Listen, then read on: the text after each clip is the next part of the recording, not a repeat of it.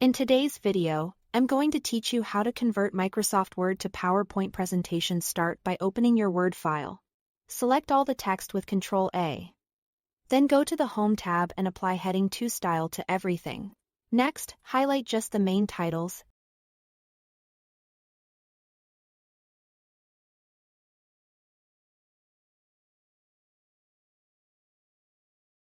and change those to Heading 1 style from the same styles menu. Now, customize the Quick Access toolbar. Click the small down arrow on the left toolbar. Select More Commands, switch to Quick Access toolbar. Choose all commands from the drop-down. Search for Send to Microsoft PowerPoint, click Add, and hit OK. Finally, click the new Send to Microsoft PowerPoint button in the top toolbar. It will instantly convert your styled Word outline into a PowerPoint presentation with slides based on headings.